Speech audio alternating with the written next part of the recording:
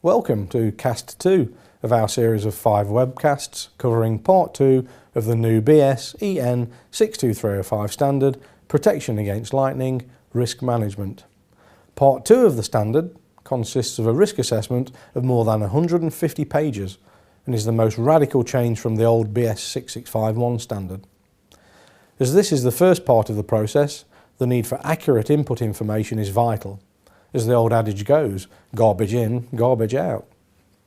This statement is certainly true for this risk assessment, which without detailed inputs, at best results in an over-engineered solution and at worst results in a system that does not meet the client's requirements.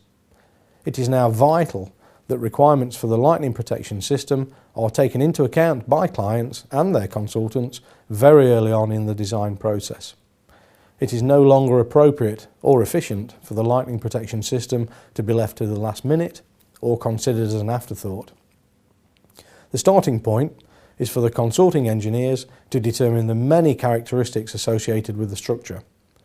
A schedule of the required information in the form of a questionnaire can be found at www.omegaredgroup.com in the BS EN 62305 section. In conjunction with the questionnaire, the consultants and their clients need to establish which risk or risks they wish to address. No longer is it acceptable for the professional team to ask in their tender specification simply for a lightning protection system to BS EN 62305, as has become custom and practice under BS 6651. Due to the greater technical involvement necessary, consulting engineers need to involve lightning protection contractors during the early design phases of the project. Only if consulting engineers are prepared to do this will lightning protection systems be delivered in a non-confrontational, efficient and cost-effective manner. The new standard establishes 4 different primary risks to be addressed. R1, the risk of loss of human life, is the most important and will almost certainly be considered in all cases. This risk is reduced by fitting a lightning protection system, including service entrance surge protection devices, in compliance with BS EN 62305 Part 3. R2, the risk of loss of services to the public, should be considered if the loss of service to the public would be unacceptable. This could include structures containing explosive contents, or where loss of services could cause immediate danger to human life, in hospital situations for example, or where the loss could result in an unacceptable loss to the client. The risk is reduced by fitting coordinated surge protection or other protection measures in compliance with BS EN 62305 Part 4. Consideration of this risk is obviously down to the requirements of individual clients. R3, the risk of loss of cultural heritage can be considered where culturally important structures and contents are concerned. The risk is reduced by fitting a lightning protection system in compliance with BS EN 62305 Part 3. R4, the risk of loss of economic value is almost an academic exercise. It produces values for the individual risk components. These are then input into a further equation to determine the cost of loss if a system is fitted against the costs of loss if no system is fitted. It is unlikely that this risk will ever be assessed at the specialist contractor level due to commercially sensitive information being required, such as costs of structures and systems, interest on loan repayments, amortization rates, and so forth. Each of these 4 primary risks have tolerable levels. These levels have been set variously by the IEC, CENELEC or BSI. The values in brackets are those applicable in the EN and IEC versions and should not be confused with the BS values which are for use in the UK. When considering the risk assessment, it is important to note that the EN version of Part 2 of the standard is not identical to the BS version.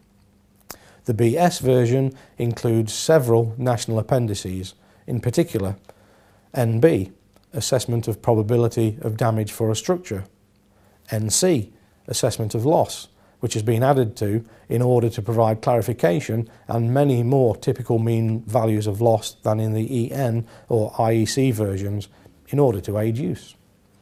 It is more accurate to calculate a value for these loss factors in every case if information is available or reasonable assumption can be made. The national appendices and the value contained therein should be applied for use in the UK. Otherwise, the risk assessment outcome will not comply with the BSEN 62305. A further complication and area for misunderstanding is provided by Annex J of Part 2, which refers to Simplified Risk Assessment Calculator. This is only what its name suggests. It's a simplified tool that gives basic intuitive advice at best. It does not take into account many of the areas required by the assessment process and has many IEC coefficient values embedded within it that are not applicable to the BS version. You will not derive a risk assessment that complies fully with BSEN 62305 if you use the simplified software attached to Annex J. As detailed in the previous section of the webcast, accurate inputs are vital to the resulting risk assessments. A questionnaire detailing the required information can be found at www.omegaredgroup.com under the BSEN 62305 section. Each of the primary risks is comprised of many risk components.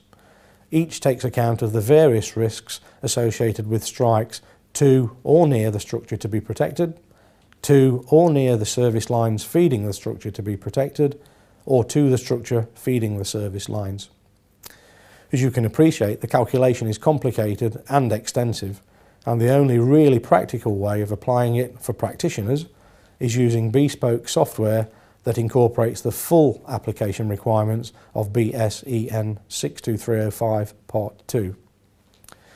This has distinct benefits where information is passed to contractors, as it enables easy confirmation that appropriate and consistent characteristics have been applied to the risk assessment by the various parties involved in tendering. It limits contractors' ability to cut corners in order to gain competitive advantage instead of providing a client with a solution that complies with the standard. As most specialists will utilise the same or very similar software, comparison can easily be made by identifying which input values have been used. If you doubt that you are being offered an appropriate solution, we will be happy to discuss your concerns and review any risk assessments you may have for compliance. For assistance in the first instance, call 0115 877 6666 or email enquiries@omegaredgroup.com and your query will be forwarded to an accredited lightning protection specialist. The outcome of the risk assessment will determine if the risks are higher or lower than the tolerable levels associated with each of them. Protection measures will be applied to the risk assessment and the calculations rerun until the risk falls below the tolerable level. This information is then used as the basis for the design of a structural lightning protection system, including service entrance, equipotential bonding surge protection devices, and coordinated surge protection if assessed. That ends the second in the series of webcasts on BSEN 62305. The next part of our webcast deals with BSEN 62305 2006 Part 3, Physical Damage to Structures and Life Hazard.